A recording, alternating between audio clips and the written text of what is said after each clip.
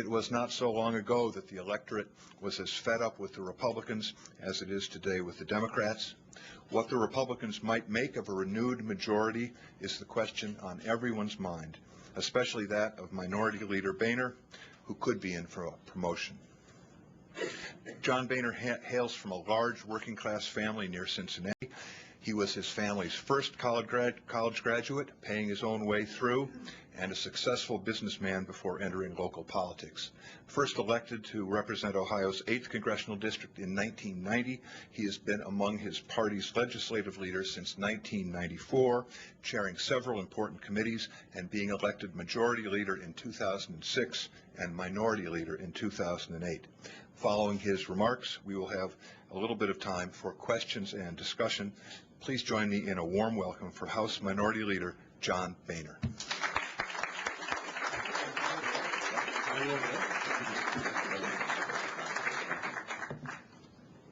Well, Chris, thank you for that very nice introduction. Let me welcome all of you, and I see that you all survived the storm that's out there today. I'm going to begin today by telling you a story. Some years ago, back in Ohio, I was working my way through Xavier University, and while at Xavier in night school, I entered a small business with an older gentleman. Sadly, some 6 or 9 months later, my partner passed away, and we had one customer left. So there I was. I've got a couple of years more school at Xavier before I graduate, trying to hold this business together, and the little bit there was of it. And I want to tell you, I fought for it with everything I had. Looking back on it now, what strikes me is that I never thought about walking away. This was something that I invested my name in, my money in, and my reputation. And I had an obligation to that one paying customer, as well as to my partner, who was gracious enough to bring me in, and a guy who had put his time and energy in his business for a long time. Today, I feel the same sense of obligation and determination when I look at what's happening to our government. Because, listen, I've been here nearly 20 years. I've seen the good, the bad, and the ugly. And lately, there's been a lot of ugly. Americans have every right to be fed up, and trust me, they are. But what I won't accept, and what I refuse to accept, is that we can simply walk away and let our government continue to drift. This government that our forebears sacrificed everything in order to build. The mission of the United States Congress is to serve the American people. And today, in part, due to institutional barriers that have been in place for decades, that mission goes unfulfilled. These wounds have been self-inflicted by both parties. And if we don't fix them, it's possible that no one will be able to. In the Constitution, the House of Representatives is the first institution of the first branch of government, the body closest to the people. It's an awesome responsibility, and we should take pride in it, and we should be humbled by it. The House, more than any other part of our government, is the most direct voice of the people, and therefore should be avoided or afforded the most care in protecting its ability to protect the people's will. So today I'd like to talk to you about why this institution is broken and how we make it function again. Because until it does, ladies and gentlemen, we don't stand a chance of addressing our deepest and most pressing problems. And while I've got a lot to say today, I really mean to begin this as a conversation with the American people, and a conversation with my colleagues about how we fix the institution that we love. Just look at how the 111th Congress is so much, not so much concluding as much as it has collapsed. Instead of tallying up a final flurry of legislative output, observers and constituents are asking what went wrong. The answers could come easy to the people in this room, but the hard truth is that for families and small businesses is that their problems continue to go unaddressed. This week we had, in my view, an obligation to bring both parties together and stop massive tax increases scheduled to take effect on January the 1st. Increases that we've seen coming now for 2 years.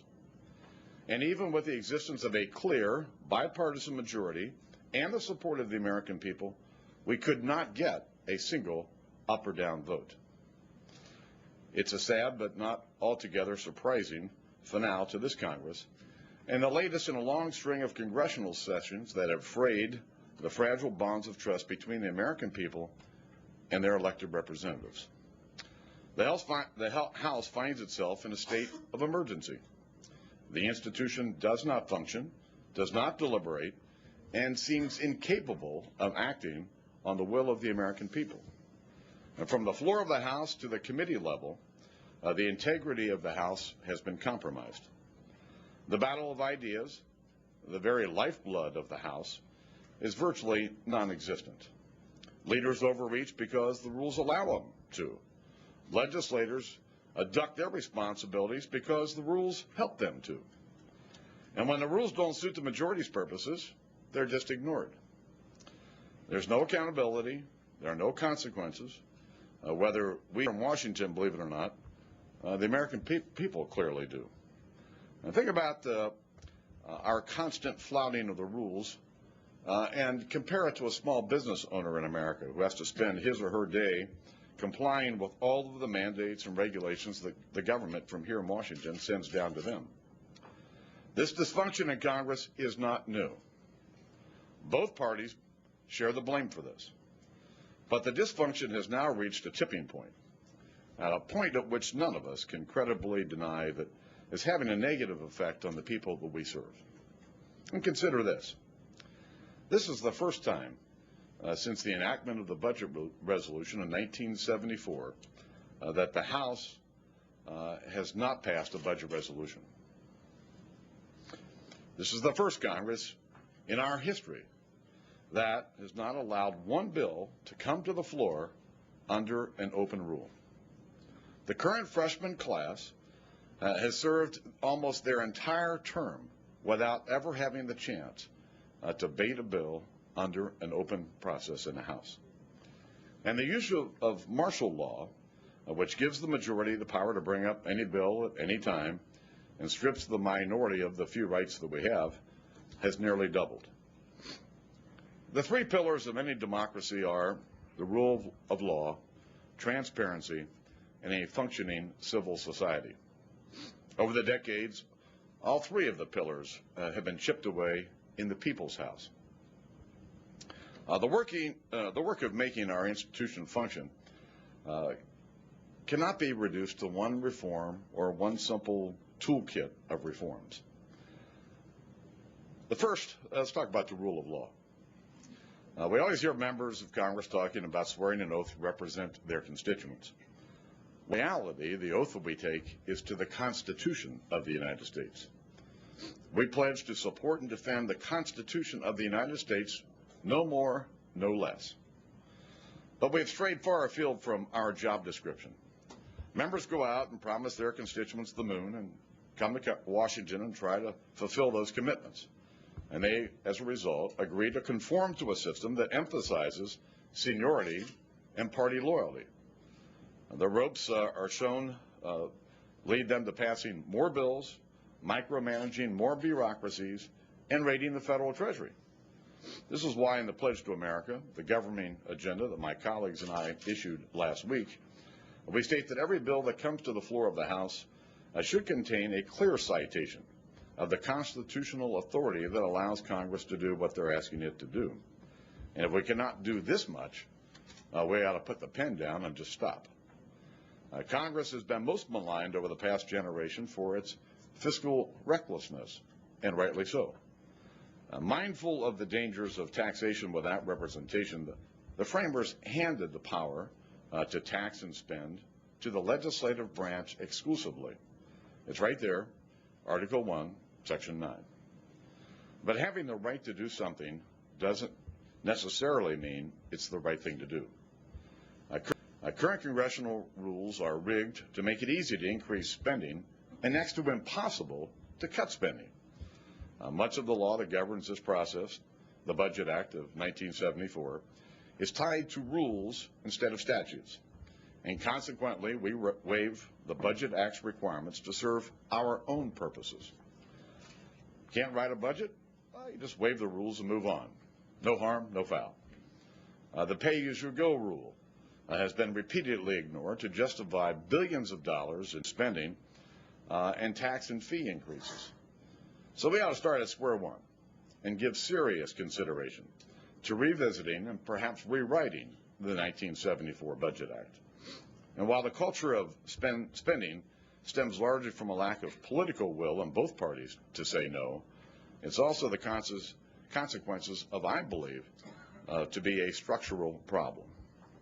As Kevin McCarthy, my colleague from California, often says, structure dictates behavior, and by structure that facilitates spending increases and discourages spending cuts, the inertia in Washington currently is to spend and spend and spend. Most spending bills come to the floor prepackaged in a manner that makes it easy as possible to advance the government spending program and their agenda, and as difficult as possible to make spending cuts. Again, it's not a new problem. And if we're serious about confronting the challenges that lie ahead for our nation, I think the current structure is inadequate. Today, I'd like to suggest a new approach. Let's do away with the idea of comprehensive spending bills. Let's break them up. It would encourage scrutiny and make spending cuts easier.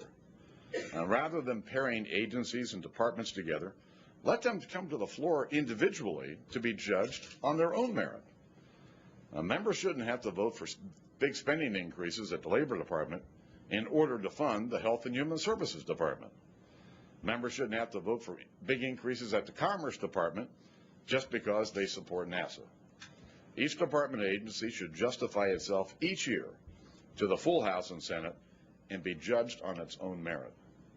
For decades, the word comprehensive has been used as a positive adjective here in Washington, but I'd respectfully suggest that those days are behind us.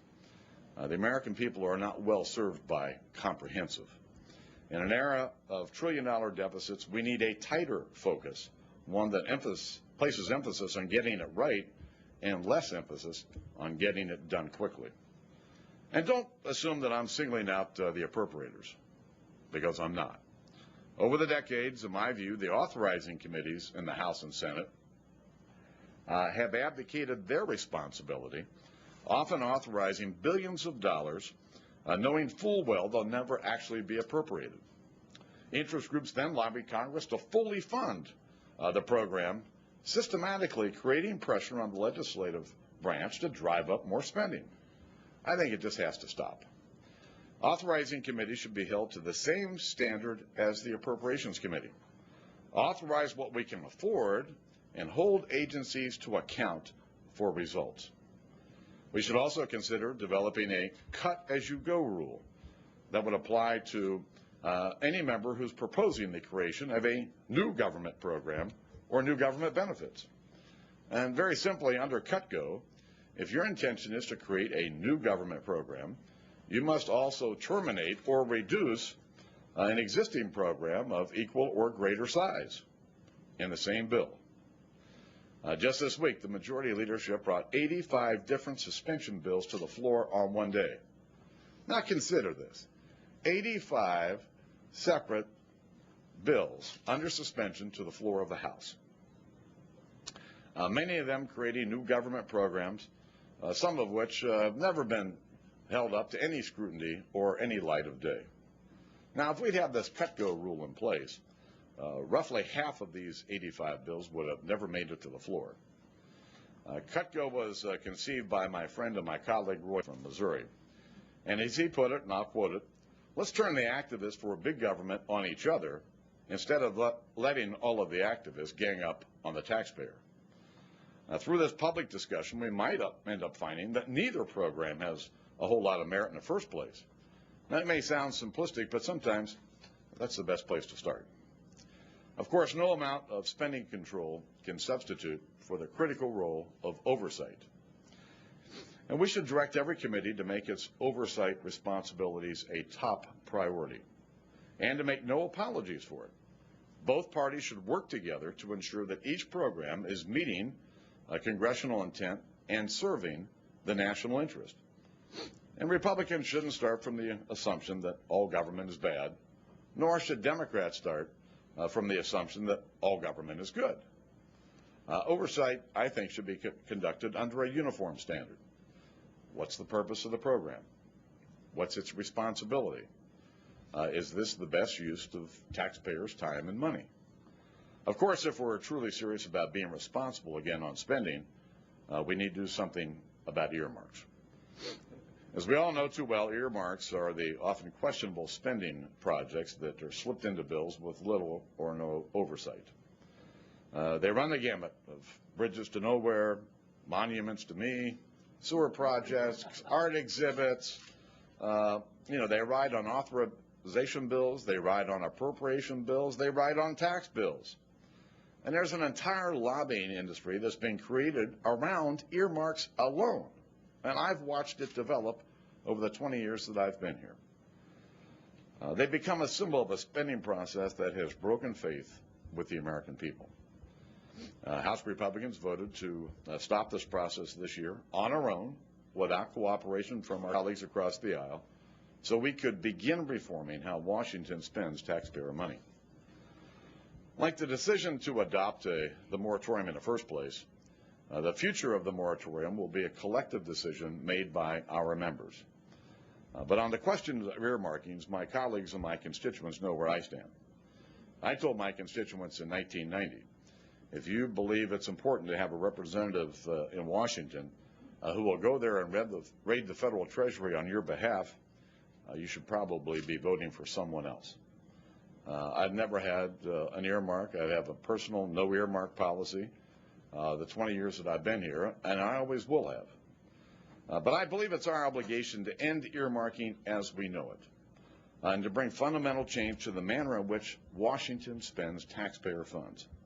And I'll continue to be an advocate for reforms to ensure that that happens. One of the reasons we do not have a functioning civil society in the House is that our efforts are geared towards catering to the individual member instead of focusing our collective responsibility to govern. The rules are too often manipulated to shut down debate and protect individual members from tough votes.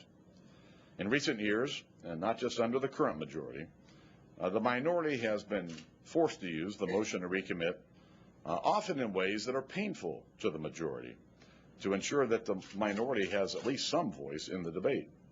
And in turn, the majority has responded by conjuring up new ways to shut the minority even further out. Now, this is nothing more than a cycle of gridlock. Here's my question. What are we so afraid of? The more we do to avoid risk and protect our members from tough votes, the more ineffective and polarized the institution becomes. The House was designed to reflect our natural contentiousness as a people. And I think it's the genius of our system. So instead of clamping down even further, it's my view that we should open this process up and let the battle of ideas help break down the scar tissue that's been created between the two parties. Yes, we're still going to have disagreements, but let's have them out in the open. Yes, we're still going to try to outmaneuver each other, but my goodness, why can't we make it a fair fight? Instead of selling our members short, let's give them a chance to do their jobs. Let's legislators legislate once again. I've often said we've turned members into voters. They pull out their voting card and they vote, and that's about the extent of their involvement in the House. And again, structure dictates behavior. More debate, more amendments will mean more intense scrutiny and ultimately better legislation. And just as we've shielded our members from tough votes, we've also enabled them to write very bad bills. With all the challenges that are facing our nation, it's absurd that Congress spends so much time naming post offices, congratulating sports teams, and celebrating the historical figures of the past. Now, I know the drill.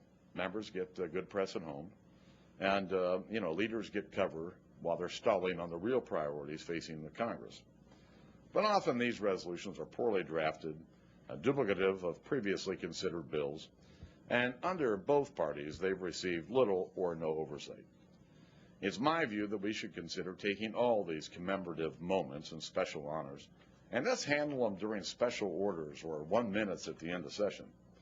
I think it's time for the Congress to focus on what the American people sent us here to do. And the ultimate measure of whether we have a functioning House is not bipartisanship. Our focus should be on working across party lines for its own sake. The true test is whether our ideas, policies, and values are able to stand the test of a fair debate and a fair vote. And sadly, that's something we've not seen in the House for some time. Of course, it's hard to guarantee a fair debate when the majority has the ability to change bills in the dark of night and literally drop them into the laps of the minority just hours before the debate is to start. Without transparency, lawmakers cannot hold each other accountable, and the American people cannot hold us to account. And that's why in the Pledge to America, we say that the text of all bills should be published online for at least 3 days before coming up for a vote. No exceptions, no excuses. But this lack of transparency speaks to a larger problem where the Speaker's office has the capacity to unilaterally draft a bill and send it straight to the Rules Committee.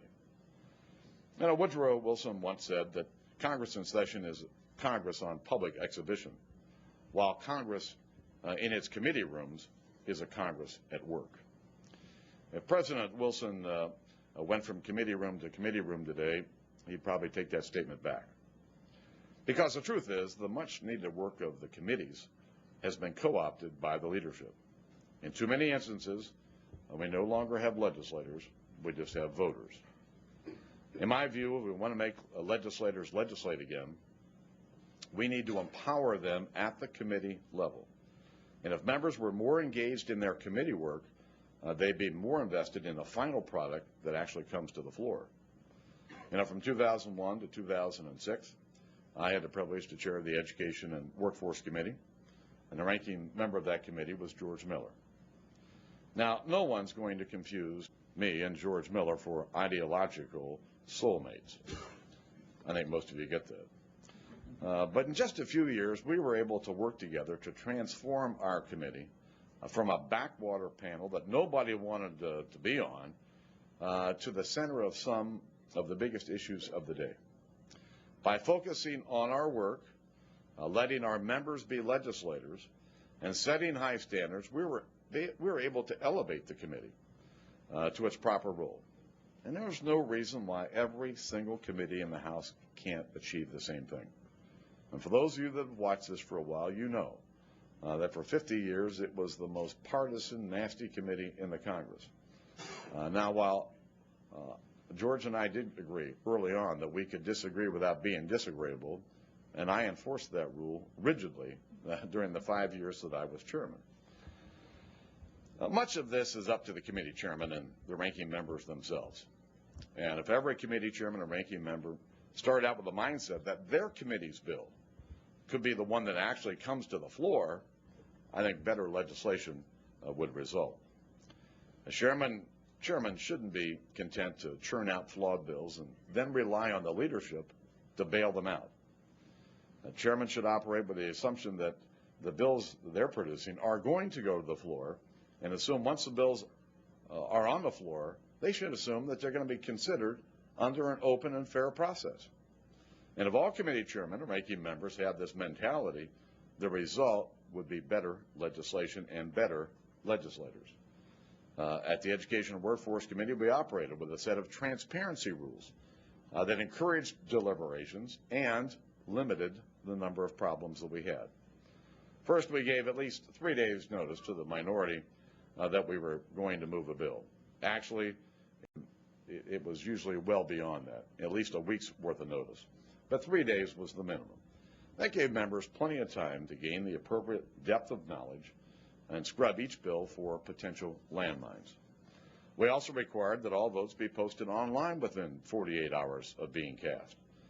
And believe it or not, there are committees they're not currently required to post these records at all, lest they be posted in any certain minimum amount of time.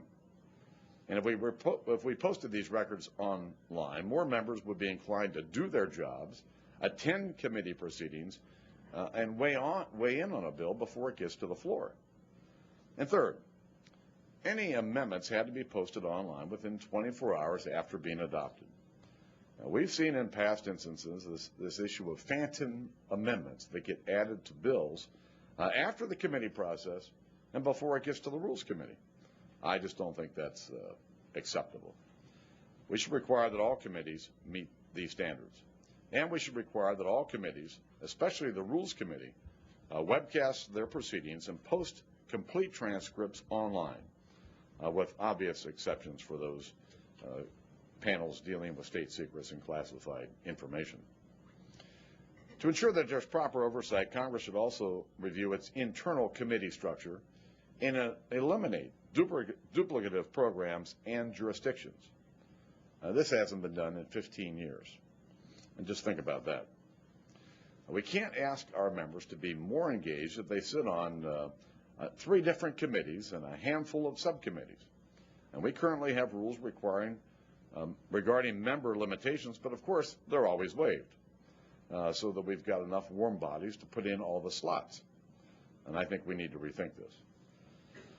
You know, I know I've covered a lot of ground here and thrown out a lot of ideas. Some of them may get off the ground in the next Congress, some may not.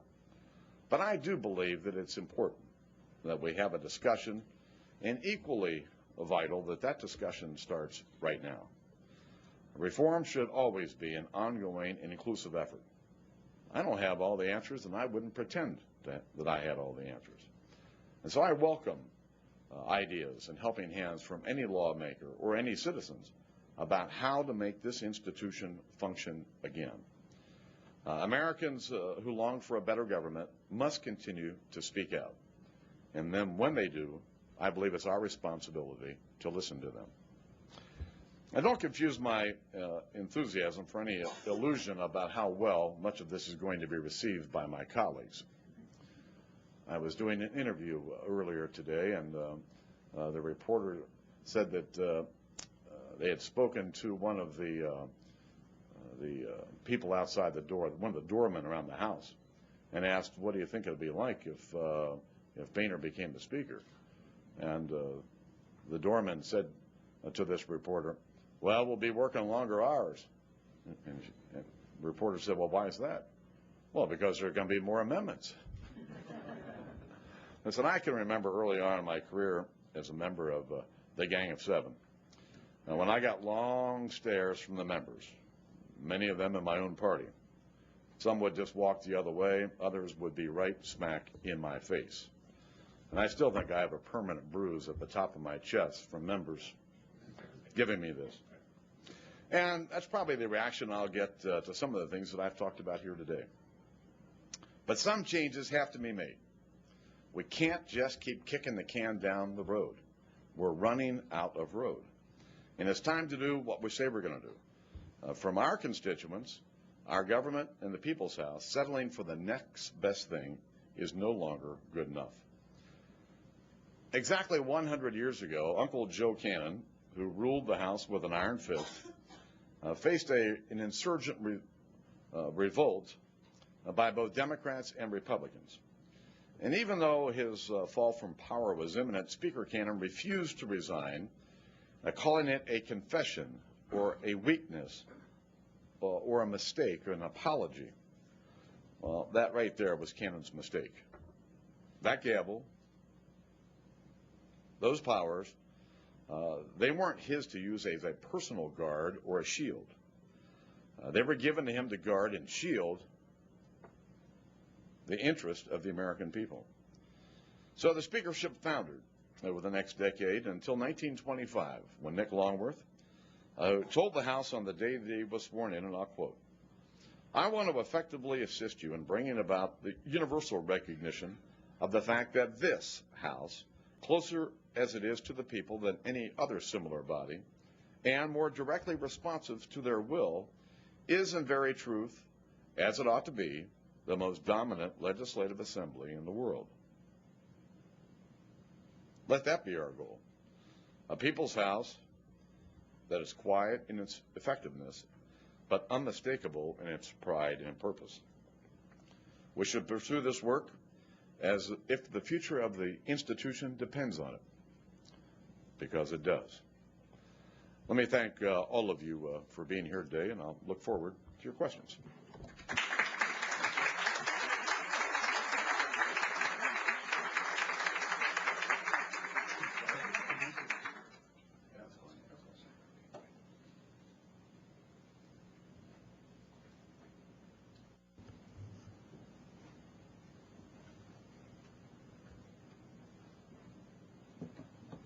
Thank you, Leader Boehner, for a splendid talk.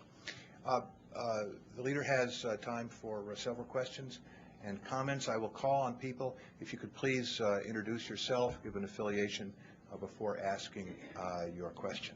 And I'll identify our first questioner right up front, my colleague Norm Ornstein. Norm? What a surprise. You had an inside track, Norm. Thank you, Chris, and thank you, Boehner, for a very thoughtful and constructive talk and a call to return to the regular order, which we could certainly use. I wanted to ask you a two-part related question. The first is, you called for what would be a much larger number of appropriations bills by breaking up the dozen now into a whole lot more. And you've also appropriately called for more open rules. If you put the two of those things together, it's going to take a lot of time, and I'd like you to just discuss how you make that balance. And then I'd like you to discuss something a little bit further. I believe it would be much, much better if the House moved to a regular schedule, which would be 3 weeks in Washington, 1 week off, 5 days a week from 9 a.m. to 5 p.m. A regularity that would give time for debate and also bring members together more so that you could have more interaction and collegiality. Would you be willing to think about or endorse something like that? Well, the issue of scheduling the House is one that obviously affects every single member, and trust me, every single member will weigh in. I've been in the midst of these discussions before. We have to understand that part of our job is here, representing our constituents. Part of our job is to be in our own districts, listening to our constituents, and trying to find that right balance is a subject of debate and discussion all of the time. I do think that one of the most important things that we did in 1995 was actually publish a schedule and then about 99% of the time stick to the schedule that was published. That, I think, gives members more certainty about when they're required to be in Washington. They can schedule their time at home more effectively.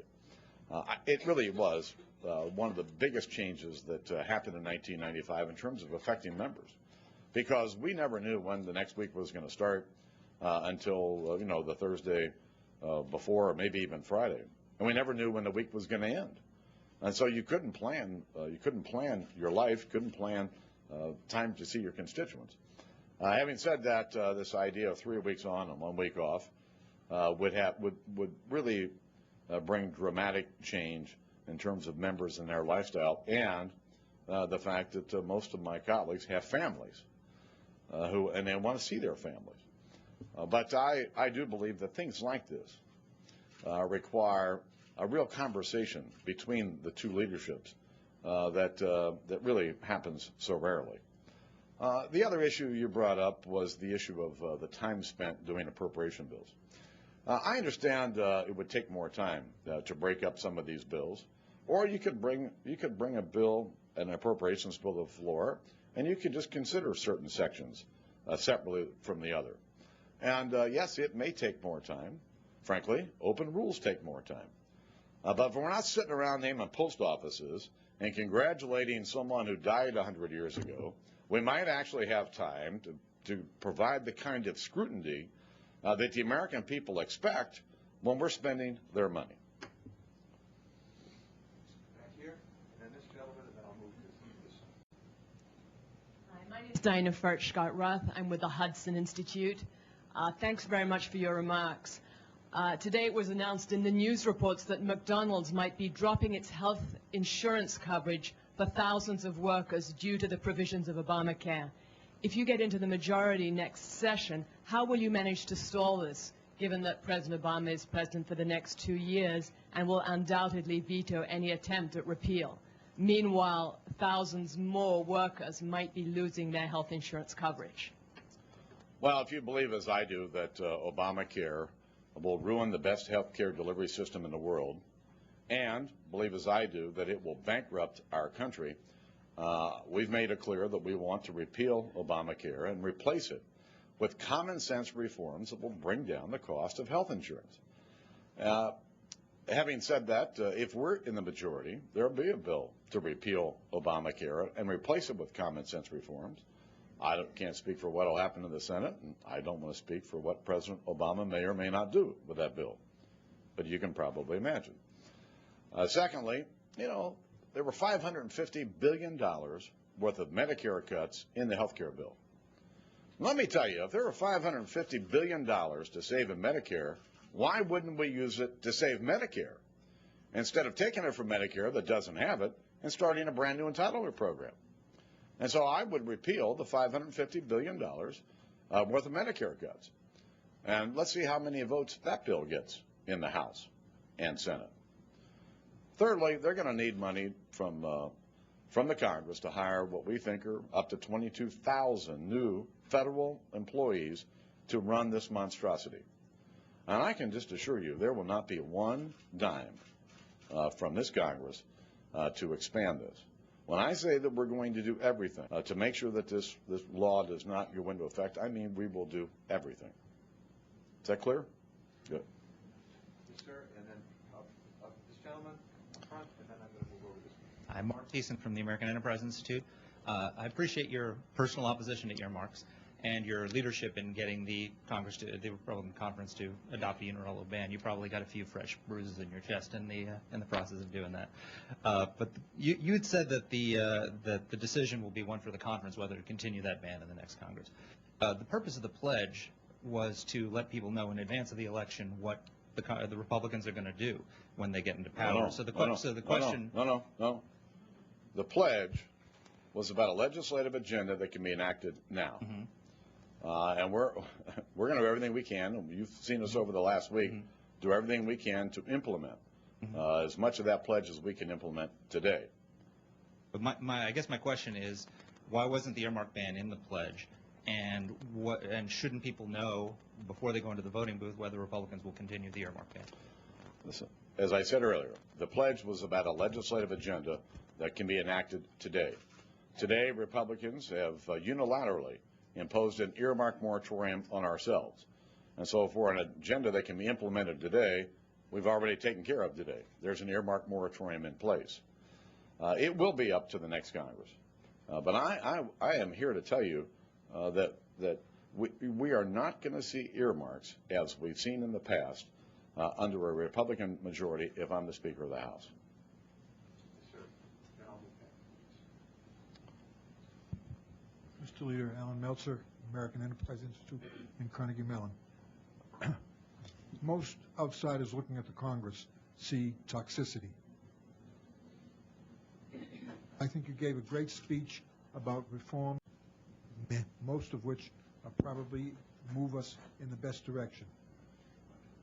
What can you do to bring the House back to where it was 50 years ago when people talked to each other, drank together, and so on?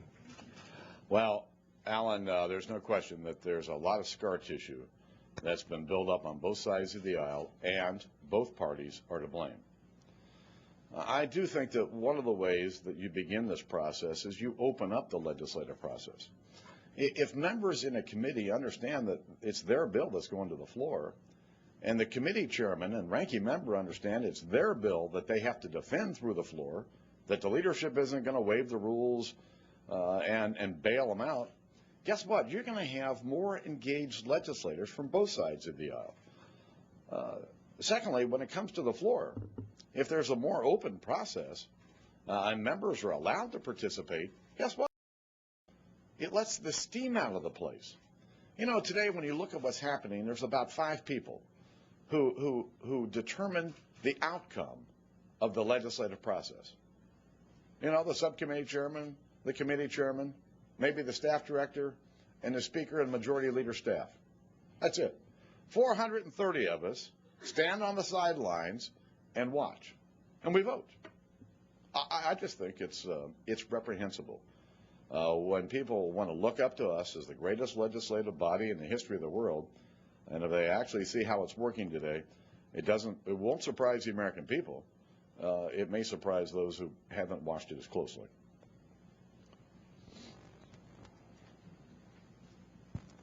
Good afternoon, Mr. Leader. Patrick Wilson with the Semiconductor Industry Association. We have about 200,000 employees in the United States, all high-tech people, all scientists.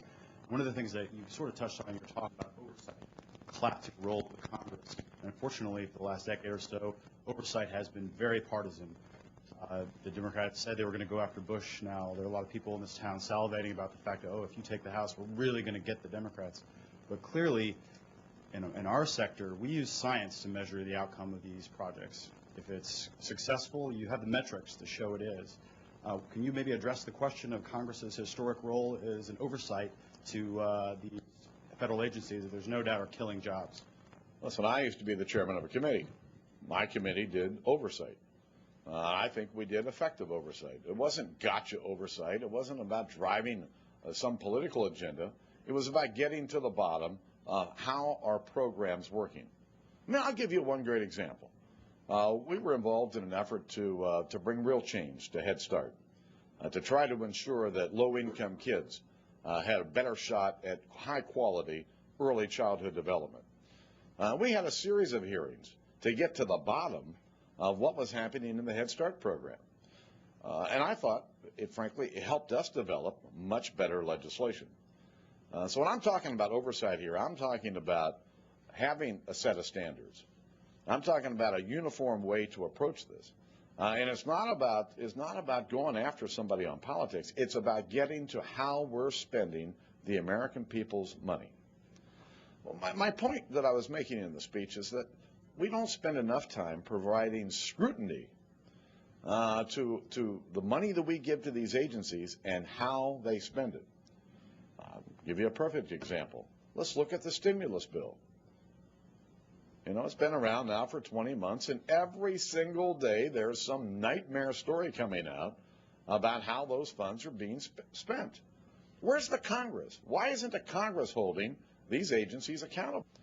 You know, it's always easier to spend someone else's money. And I just think Congress has to begin to understand that we've got a solemn responsibility to our constituents to spend their money wisely on programs that work. We're over our time. I'm going to try to fit in 2, maybe 3 more questions if we can. This lady here. Hi, I'm Jay Newton-Small with Time Magazine. I wanted to know, you've come up with some proposals on how to balance the budget and get rid of some of the deficits. But how do you actually reduce the deficit by slashing taxes and refusing to touch the defense budget as well as anything having to do with seniors? Listen, to balance the budget, Congress has to get its arms around the spending here in Washington, and we have to have a healthy economy that gets Americans working again so they can care for themselves and their families. And you can't have a healthy economy if you raise taxes on those that you expect to reinvest in the economy and to hire more people.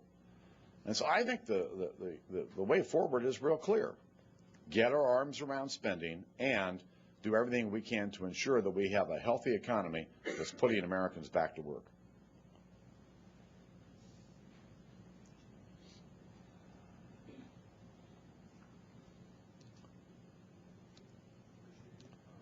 Virginia, I think the biggest frustration that people have is to the trade deficit, the budget deficit, and the jobs, the unemployment. So, is going Why don't we start with a new mic here?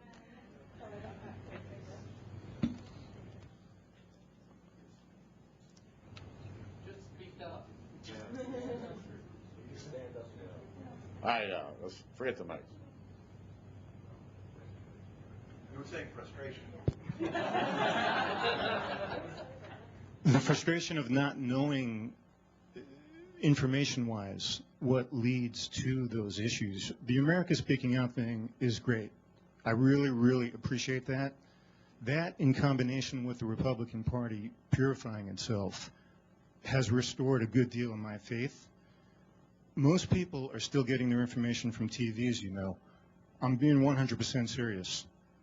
Can you ask Roger Ailes to consider opening up 1 hour per week so that we fiscal conservatives can give the information to the population so the voter is educated, they go in there, and they'll pick the fiscal conservative? Well, let me just say that I don't have regular conversations with Roger Ailes. And it certainly would be beyond my job description to suggest to him how to run his network. But I will say this. You think about 1994, and now think about 2010. In 1994, we had one radio talk show host in America that no one had ever heard of. We had one 24-hour news channel that just did raw news. Remember, it was pretty boring. We had an internet, but only a couple of geeks out in Palo Alto were using it. All right? There were no blogs. There were no Facebook, no MySpace, no YouTube. And when you think about where we are today in the information age, the American people are getting their news, in most cases, from entirely different sources. They did in 1994. No, almost half the American people choose to get their news someplace, some way, shape, or form. And when you look at these studies about how people are informing themselves, they've got so many choices, so they're choosing where they want to get their information. I just think the explosion of information available to the American people is at the heart of the political rebellion that's going on in America as we speak, because they're getting more information about their Congress than they've ever gotten. And part of what I'm suggesting today is that more transparency and more openness will involve more Americans, which I think is a very healthy thing for our democracy. My apologies to those who have been waiting patiently, but we have to get Leader Boehner back on his busy rounds. Leader Boehner, thank you so much for being with us this afternoon.